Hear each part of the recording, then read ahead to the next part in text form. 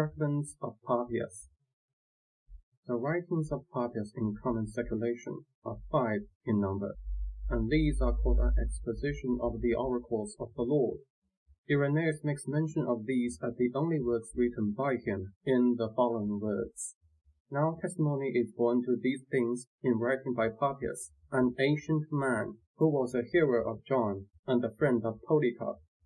In the 4th of his books, for 5 books were composed by him. Thus wrote Irenaeus. Moreover, Papias himself, in the introduction to his books, makes it manifest that he was not himself a hearer and eyewitness of the holy apostles, but he tells us that he received the truths of our religion from those who were acquainted with them in the following words.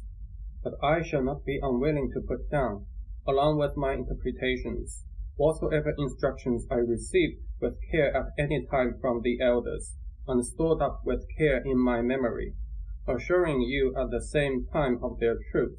For I did not, like the multitude, take pleasure in those who spoke much, but in those who taught the truth, nor in those who related strange commandments, but in those who rehearsed the commandments given by the Lord to faith, and proceeding from truth itself. If, then, anyone who had attended on the elders came, I asked minutely after their sayings, what Andrew and Peter said, or what was said by Philip, or by Thomas, or by James, or by John, or by Matthew, or by any other of the Lord's disciples, which things Aristian and the presbyter John, the disciple of the Lord, say. For I imagine that what was to be got from books was not so profitable to me as what came from the living and abiding voice.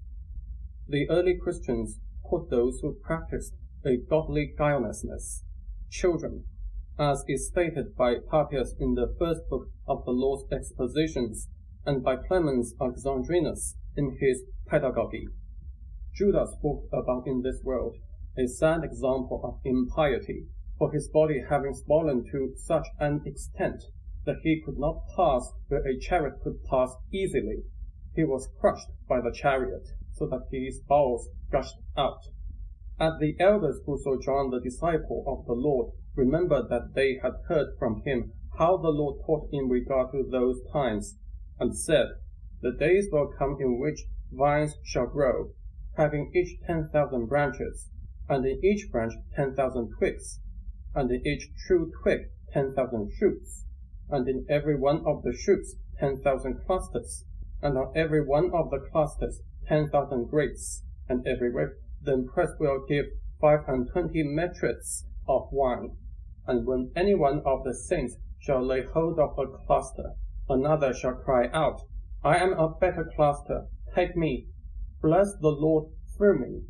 In like manner he said, that a grain of wheat would produce 10,000 ears, and that every ear would have 10,000 grains, and every grain would yield 10 pounds of clear, pure, fine flour, and that apples and seeds and grass would produce in similar proportions, and that all animals, feeding then only on the productions of the earth, would become peaceable and harmonious, and be in perfect subjection to man.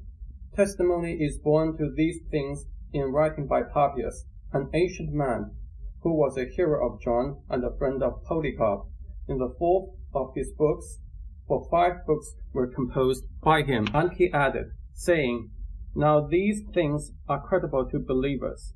And Judas the traitor, says he, not believing, and asking, how shall such growths be accomplished by the Lord? The Lord said, they shall see who shall come to them. These then are the times mentioned by the prophet Isaiah. And the wolf shall lie down with the lamb, etc. Isaiah 11:6. As the presbyters say, then those who are deemed worthy of an abode in heaven shall go there.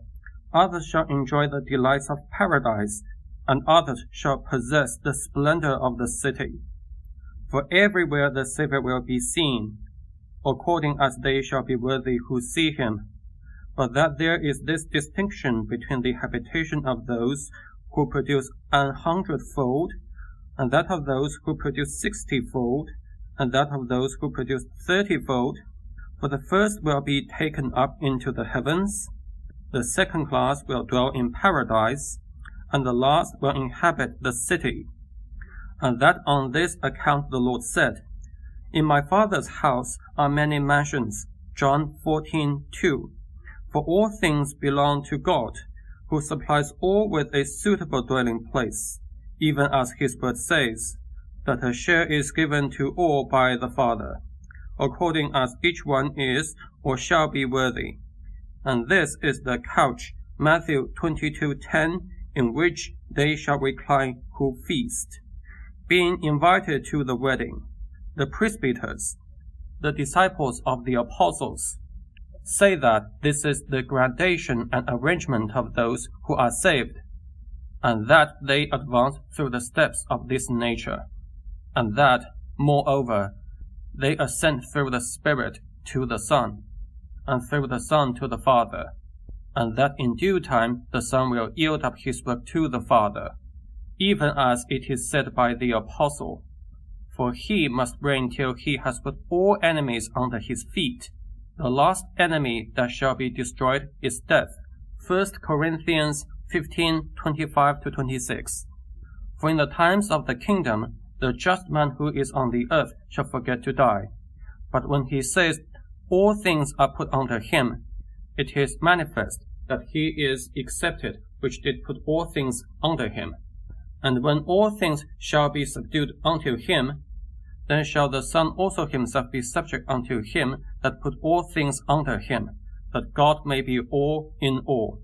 1 Corinthians 15:27-28.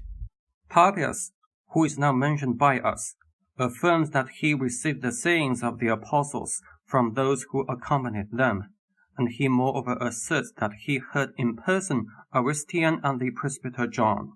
Accordingly, he mentions them frequently by name, and in his writings gives their traditions. Our notice of these circumstances may not be without its use. It may also be worthwhile to add to the statements of Papias already given other passages of his in which he relates some miraculous deeds, stating that he acquired the knowledge of them from tradition. The residence of the Apostle Philip with his daughters in Hierapolis has been mentioned above. We must now point how Papias, who lived at the same time, relates that he had received a wonderful narrative from the daughters of Philip.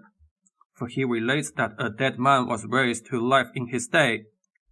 He also mentions another miracle relating to Justus, surnamed Barsabbas, how he swallowed a deadly poison and received no harm. On account of the grace of the Lord, the same person, moreover, has set down other things as coming to him from unwritten tradition. Among these, some strange parables and instructions of the Saviour, and some other things of a more fabulous nature. Amongst these, he says that there will be a millennium after the resurrection from the dead, when the personal reign of Christ will be established on this earth. He moreover hands down, in his own writing, other narratives given by the previously mentioned Aristian of the Lord's sayings, and the traditions of the presbyter John. For information on these points, we can merely refer our readers to the books themselves, but now to the extracts already made, we shall add, as being a matter of primary importance, a tradition regarding Mark, who wrote the Gospel, which Papias has given in the following words. And the presbyter said this: Mark, having become the interpreter of Peter, wrote down accurately whatsoever he remembered. It was not, however, in exact order that he related the sayings or deeds of Christ, for he neither heard the Lord nor accompanied him, but afterwards, as I said, he accompanied Peter, who accommodated his instructions to the necessities of his hearers, but with no intention of giving a regular narrative of the Lord's sayings. Wherefore Mark made no mistake in thus writing some things as he remembered them, for of one thing he took special care, not to omit anything he had heard, and not to put anything fictitious into the statements. This is what is related by Papias regarding Mark. But with regard to Matthew, he has made the following statements. Matthew put together the oracles of the Lord in the Hebrew language, and each one interpreted them as best he could. The same person uses proofs from the first epistle of John, and from the epistle of Peter in like manner. And he also gives another story of a woman who was accused of many sins before the Lord, which is to be found in the Gospel according to the Hebrews. Papias thus speaks, word for word. To some of them, angels, he gave dominion over the arrangement of the world, and he commissioned them to exercise their dominion well. And he says, immediately after this, but it happened that their arrangement came to nothing. With regard to the inspiration of the book Revelation, we deem it superfluous to add another word. For the blessed Gregory Theologos and Cyril, and even men of still older date, Papias, Irenaeus, Methodius, and Hippolytus, bore entirely satisfactory testimony to it. Taking occasion from Papias of Hierapolis, the illustrious, a disciple of the apostle who leaned on the bosom of Christ, and Clemens, and Pantaenus the priest of the church of the Alexandrians, and the wise Ammonius, the ancient and first expositors who agreed with each other, who understood the work of the 6 days as referring to Christ and the whole church. Mary the mother of the Lord, Mary the wife of Cleopas and Alphaeus, who was the mother of James the bishop and apostle, and of Simon and Thaddeus, and of one Joseph. Mary Salome, wife of Zebedee, mother of John the evangelist and James. Mary Magdalene. These 4 are found in the Gospel. James and Judas and Joseph were sons of an aunt of the Lord's.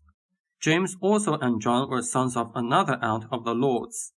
Mary, mother of James, the less, and Joseph, wife of Alphaeus, was the sister of Mary, the mother of the Lord, whom John names of Cleopas, either from her father or from the family of the clan, or for some other reason. Mary Salome is called Salome either from her husband or her village. Some affirm that she is the same as Mary of Cleopas, because she had 2 husbands.